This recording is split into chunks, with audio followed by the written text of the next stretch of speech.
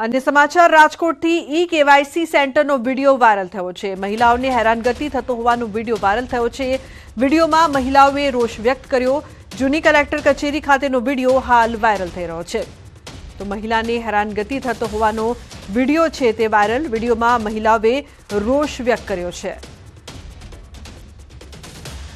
तो जूनी कलेक्टर कचेरी खातेनो आ विडियो छे। ई केवायसी सेंटरनो आ विडियो हाल वायरल थई रह्यो छे, जेने लईने सवालो पण उभा थई रह्या छे। महिलाने हैरानगति थती होवानो आ विडियो छे ते सामे आव्यो छे। उल्लेखनीय छे के विडियोमां महिलाओ रोष व्यक्त करती जोवा मळी रही छे।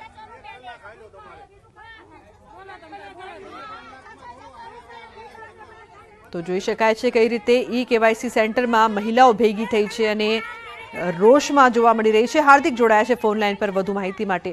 હાર્દિક, શું છે સમગ્ર મામલો? કેમ મહિલાઓ આટલી રોષિત?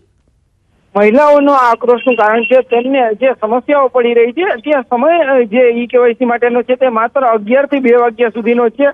આટલા ઓછા સમયમાં જે છે એ સમય રાખવામાં આવ્યો છે। બીજી તરફ અરજદારોની સંખ્યા હોય છે તે 500 થી વધારે હોય છે। એટલે કે એવા અનેક અરજદારો હોય છે કે જેઓ વહેલી સવારથી જ લાઈનમાં ઉભા હોય છે, પરંતુ જ્યારે તેમનો વારો આવતો હોય છે તે સમય દરમિયાન જે કામગીરીનો સમય છે તે પૂર્ણ થઈ જતો હોય છે ને એમના કારણે જ મહિલાઓમાં પણ આક્રોશ જોવા મળી રહ્યો હતો। રાજકોટ જૂની જિલ્લા કલેક્ટર કચેરી ખાતે ઈ કેવાયસીની કામગીરી કરવામાં આવતી હોય છે અને આ કામગીરી છે તે 11 વાગ્યાથી લઈ અને માત્ર ને માત્ર 2 વાગ્યા સુધી, એટલે કે 3 થી 4 કલાક દરમિયાન જ આ કામગીરી થતી હોય છે। ત્યારે મહિલાઓનું કહેવું છે કે આ સમયગાળો વધારવો જોઈએ અને આ ઉપરાંત ત્યાં પીવાના પાણીથી લઈ અને અન્ય કોઈ સુવિધાઓ ન હોવાના કારણે પણ જે છે અરજદારોને ભારે તકલીફ પડી રહી છે। ત્યારે મહિલાઓમાં પણ એક આક્રોશ જોવા મળ્યો હતો।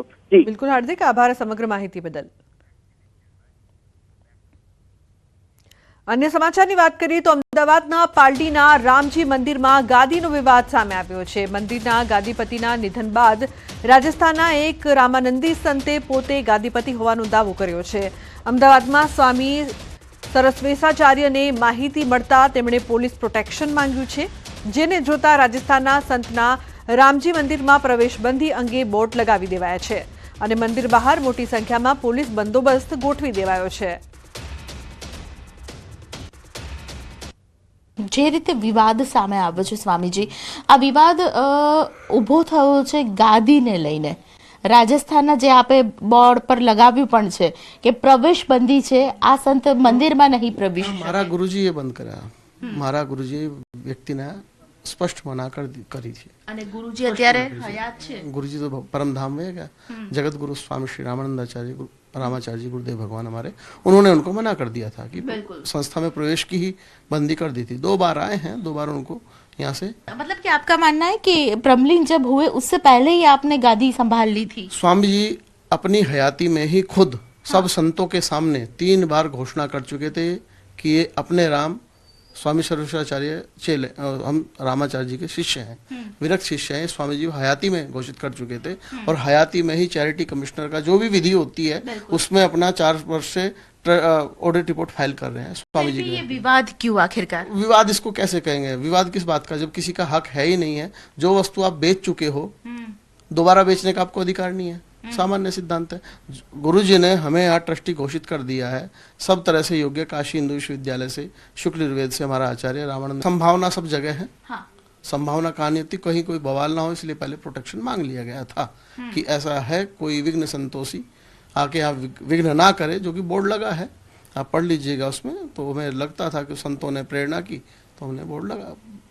બબાલ કોઈ પણ પ્રકારની ન થાય ને સંભાવનાને લઈને તેમણે આ પોલીસ પ્રોટેક્શન માંગ્યો હતો। હજુ પણ આગામી દિવસોની અંદર પોલીસ પ્રોટેક્શન મંદિરમાં રહેશે, કારણ કે જે પ્રકારનો વિવાદ અગાઉ પણ થઈ ચૂક્યો છે, સંપત્તિના વિવાદને લઈને, ગાદીના વિવાદને લઈને, ગાદીપતિ કોણ તે સવાલ જ્યારે ઊભો થાય ત્યારે બિલકુલથી પોલીસ પ્રોટેક્શનને લઈને જે રીતે સંતે વાત કરી, સ્વામીજીએ વાત કરી કે પોલીસ પ્રોટેક્શન હોવું ખૂબ જ જરૂરી છે, તેને લઈને પણ ખાસ કરીને આગામી સમયમાં કોઈ પણ પ્રકારની બબાલ ન થાય તેની સંભાવનાને ધ્યાનમાં રાખીને તેમણે તમામ પ્રકારના નિર્ણયો કર્યા છે।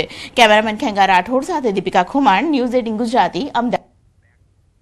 તો આ તરફ બનાસકાંઠાના કાંકરેજના થડી જાગીર મઠના મહંત જગદીશપુરી દેવલોક પામ્યા બાદ હવે જાગીર મઠના મહંત કોણ તેને લઈને વિવાદ છેડાયો છે. આ વિવાદ એટલે વકર્યો છે કે છેલ્લા કેટલાય દિવસથી મઠ પોલીસ છાવણીમાં ફેરવાઈ ગયું છે. એક તરફ દેવ દરબારના મહંત બળદેવનાથ બાપુ સહિત થરા જાગીરદાર સ્ટેટ દ્વારા શંકરપુરી મહારાજને ગુરુ ગાદી સોંપાઈ, તો બીજી તરફ થડી મઠ નજીક આવેલા ગામના લોકો દ્વારા શંકરપુરી મહારાજનો વિરોધ કરી કાર્તિકપુરી મહારાજને ચાદર ઉડાવતા વિવાદ વકર્યો છે. જો કે મહંતના વિવાદમાં સપડાયેલી આ થડી મઠ ખાતે કાયદો વ્યવસ્થા ન કથળે તેને લઈને હાલ તો આ મઠ પોલીસ છાવણીમાં ફેરવાયો છે. અન્ય સમાચાર જૂનાગઢથી. જૂનાગઢમાં ગિરનાર તળેટીના 3 મંદિરોના મહંતનો વિવાદ વકર્યો છે. દત્ત શિખર, અંબાજી શક્તિપીઠ તેમજ ભીડભંજન મહાદેવ મંદિરોમાં મામલતદારની નિમણૂક મુદ્દે મહેશગીરીના તંત્ર પર પ્રહાર. કહ્યું, અંબાજી અને દત્તાત્રેય ટ્રસ્ટ જુદા છે, તંત્રએ અભ્યાસ કર્યા વગર નિર્ણય લીધો છે. અત્યારે આ વિવાદ તણખલા જેવો છે, પછી આગ ન બની જાય. અંબાજી અને ભવનાથના વિવાદમાં આ ત્રીજો વિવાદ તંત્રએ ઊભો કર્યો છે. વધુમાં કહ્યું કે જો તંત્ર નિર્ણયમાં ફેરફાર નહીં કરે તો કાનૂની કાગળો સાથે મારી વાત રાખીશ. આ વિવાદના પડઘા રાજસ્થાન, મહારાષ્ટ્ર સુધી પહોંચશે. તનસુખગીરી બાપુ બ્રહ્મલીન થયા બાદ વારસદાર માટે વિવાદ વકર્યો છે. તો અંબાજી મંદિરનો વિવાદ હજુ શમ્યો નથી, ત્યાં દત્ત શિખરનો વિવાદ પણ વકર્યો છે. તંત્રએ અંબાજી મંદિર, દત્તાત્રેય શિખર અને ભીડભંજન મંદિરનો કબજો લેતા વિવાદનો મતપૂડો છંછેડાયો છે.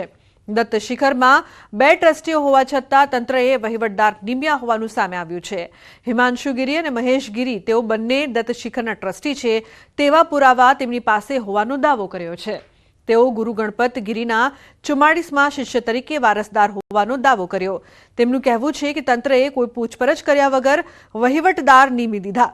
તંત્રના દાવાને ગેરકાનૂની ઠેરવ્યો છે.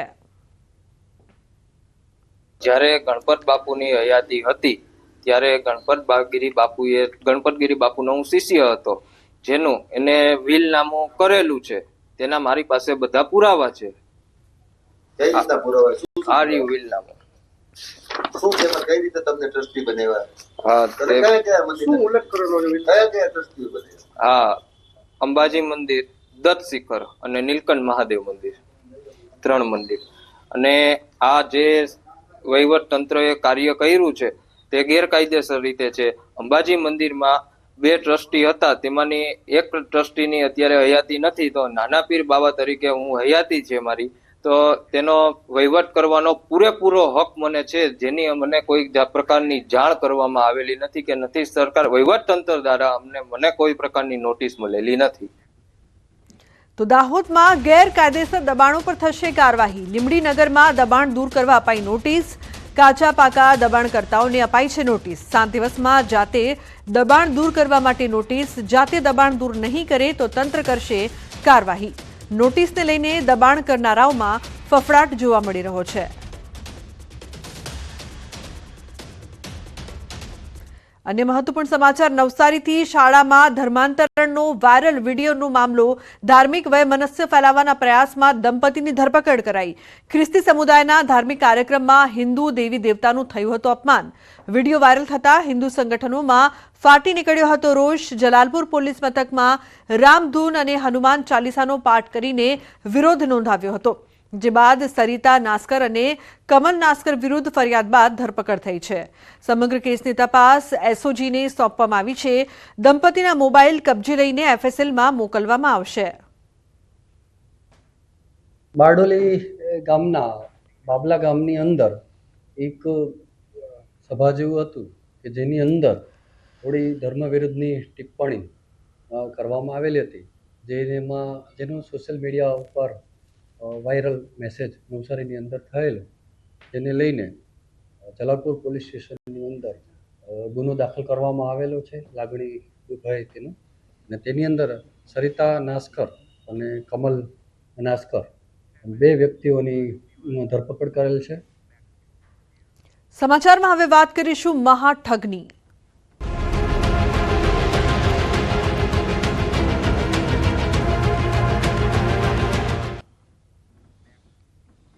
તો સાબરકાંઠામાં બીઝેડ ગ્રુપ કૌભાંડ કેસમાં તપાસ સીઆઈડી ક્રાઇમની ટીમ પ્રાંતિજ પહોંચી. પ્રાંતિજ પોલીસ સ્ટેશને ફરિયાદીની રજૂઆત સંભળાવશે. પ્રાંતિજ પોલીસ મથકે સુરેશભાઈનું નિવેદન લેવાનું શરૂ થયું છે. સુરેશભાઈએ બીઝેડ ગ્રુપમાં કર્યું હતું રોકાણ. તો મહત્વપૂર્ણ સમાચાર, બીઝેડ ગ્રુપ કૌભાંડ કેસમાં તપાસ છે તે થઈ રહી છે. સીઆઈડી ક્રાઇમની ટીમ હાલ પ્રાંતિજ પહોંચી છે, જ્યાં તપાસનો ધમધમાટ છે તે શરૂ કરવામાં આવ્યો છે. પ્રાંતિજ પોલીસ સ્ટેશને ફરિયાદી કરશે રજૂઆત. તો આ મુદ્દે સંવાદદાતા ઈશાન લાઈવ જોડાયા છે, તેમની પાસેથી વધુ માહિતી લઈ. ઈશાન, જે પ્રકારથી હાલ પૂછપરછ થઈ રહી છે, તપાસ છે તે આગળ વધી રહી છે, હાલની શું અપડેટ છે આપની પાસે ઈશાન?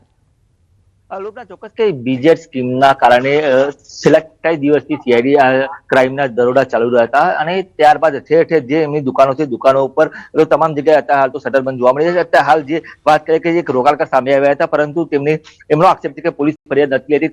ત્યારબાદ અત્યારે ગાંધીનગરની જે ટીમો છે, ટીમો અત્યારે હાલ પ્રાંતિજ પોલીસ સ્ટેશન ખાતે પહોંચી ગઈ છે. દ્રશ્યોમાં જોઈ શકો છો તે પ્રમાણે અહીંયા જે ગાંધીનગર ટીમોના જે અત્યારે ગાડીઓ છે, ગાડીઓ પણ અહીંયા પડી છે અને અત્યારે હાલ અંદર નિવેદન છે. ખાસ કરીને પ્રાંતિજ પોલીસ સ્ટેશન છે કે પ્રાંતિજ પોલીસ સ્ટેશન ખાતે અંદર અત્યારે હાલ તો જે રોકાણકારો છે તેનું નિવેદન લેવામાં આવ્યું છે. એક વ્યક્તિ તો જે છે કે તેમનું નિવેદન લેવાયું છે. આ ઉપરાંત અન્ય પણ એક વ્યક્તિ છે કે જેનું પણ થોડી વારમાં નિવેદન લેવામાં આવશે. એટલે કહી શકાય કે જે રોકાણકારો ધીરે ધીરે હવે બહાર આવી રહ્યા છે અને જે રજૂઆતો કરતા એમને જે રોકાણ કર્યું હતું, રોકાણ કેટલાનું રોકાણ કર્યું હતું, કઈ પ્રકારે તેમને જાહેરાતો આપવામાં આવતી હતી. જે આ રોકાણકાર હતા તેમનો એવો આક્ષેપ છે કે જે 1% થી લઈને 5% સુધી તેમને વળતર આપવાનું કહ્યું હતું. આ ઉપરાંત અન્ય એક વ્યક્તિને જોડો તો તેમને એક્સ્ટ્રા 1% એટલે કે 4% સુધી, અને તમે 10 લાખથી વધુનું રોકાણ કરો તો તમને વિદેશ જવાની ટ્રીપ પણ આમાં આપવામાં આવતી હતી. આ રીતની લોભામણી જાહેરાત પણ બીજેડ સ્કીમ દ્વારા જે કરવામાં આવતી હતી, જેના કારણે લોકો મોટી સંખ્યામાં અહીંયા રોકાણ કરતા હતા. નોંધનીય છે કે અત્યારે હાલ તો જે પ્રાંતિજ પોલીસ સ્ટેશન ખાતે જે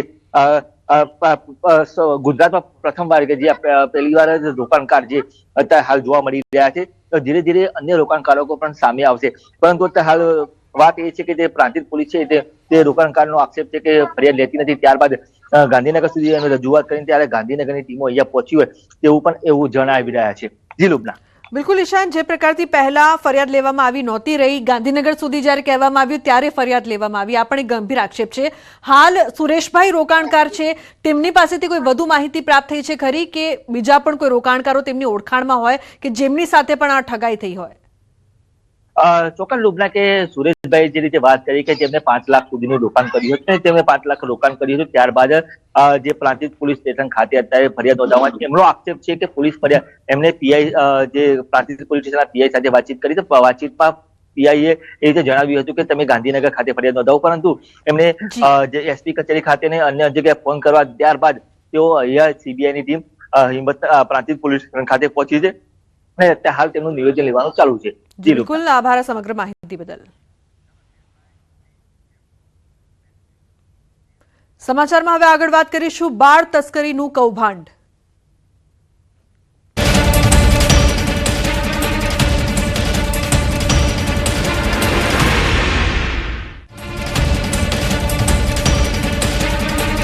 તો પાટણથી મહત્વપૂર્ણ સમાચાર, બાળ તસ્કરી મામલે દાટી દેવાયેલા બાળકની તપાસ તેજ કરવામાં આવી છે. ડોગ સ્ક્વોડ અને એફએસએલની ટીમ તપાસમાં જોડાઈ છે. 3 કલાકથી બાળકના અવશેષ શોધવાની કામગીરી, પોલીસનો કાફલો પણ હાલ ઘટના સ્થળે પહોંચ્યો છે. તો બાળક ન મળતા એસઓજીની ટીમ ત્યાં પહોંચી. આરોપીએ જણાવેલ જગ્યા પરથી બાળક ન મળ્યું. હાલ શોધવાની કામગીરી છે તે કરવામાં આવી રહી છે. જે પ્રકારથી બાળ તસ્કરીનો સમગ્ર મામલો સામે આવ્યો ત્યારે દાટી દેવાયેલા બાળકની તપાસ કરવા માટે ડોગ સ્ક્વોડ અને એફએસએલની ટીમ પણ તપાસમાં જોડાઈ છે. 3 કલાકથી બાળકના અવશેષો શોધવાની કામગીરી કરવામાં આવી રહી છે. હજુ સુધી સફળતા નથી મળી. 3 કલાકથી હાલ આ તપાસ ચાલી રહી છે. બનાસ નદીના પટના એસઓજી ત્યાં પહોંચી છે શોધખોળ કરવા માટે કે જ્યાં બાળક દટાયેલું હોવાની માહિતી પ્રાપ્ત થઈ હતી. તો દાટી દેવાયેલા બાળકની તપાસ તેજ કરવામાં આવી છે. અત્યારે આપણે સીધા દ્રશ્યો જોઈ રહ્યા છો પાટણથી કે જ્યાં ડોગ સ્ક્વોડ અને એફએસએલની ટીમ છે તે તપાસમાં જોતરાઈ છે. ઉલ્લેખનીય છે કે 3 કલાકથી આ તપાસ કરવામાં આવી રહી છે. સમગ્ર ટીમ છે તે અવશેષો શોધવાના પ્રયાસ પણ કરી રહી છે. તો જે પ્રકારથી માનવ તસ્કરીનો મામલો સામે આવ્યો હતો બનાસ નદીના પટમાં, શોધખોળ અત્યારે જારી છે. પોલીસનો કાફલો ઘટના સ્થળે છે. હજુ સુધી કોઈ સફળતા પ્રાપ્ત નથી થઈ. તો હાલ એસઓજીની ટીમ ત્યાં પહોંચી છે, ડોગ સ્ક્વોડ પણ છે, એફએસએલની ટીમ પણ તપાસમાં જોડાયેલી છે. તો બાળકને દાટી દેવામાં આવ્યો હતો. દાટી દેવાયેલા બાળકની તપાસ છે તે તેજ.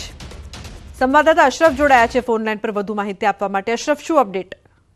બિલકુલ લુબના, સમગ્ર ઘટનામાં બાળક ક્યાંક સુરેશ અને શિલ્પા ઠાકોર દ્વારા જે બનાસ નદી છે દાદર ગામ જોડે ત્યાં દાટવામાં આવ્યો હતો તેવી ઘટના એસઓજીને મળે છે. એસઓજી લગભગ 12 થી 12:30 સમય દરમિયાન નદીના પટમાં પહોંચી જાય છે અને ત્યાં જે આરોપી દ્વારા સ્થળ બતાવવામાં આવે છે ત્યાં ખોદકામ શરૂ કરે છે, પરંતુ સ્થળ પરથી એસઓજી પોલીસને કંઈ જ હાથ નથી આવતો, એટલે કે જે સ્થળે ખોદે છે ત્યાંની. જી, આભાર સમગ્ર માહિતી બદલ.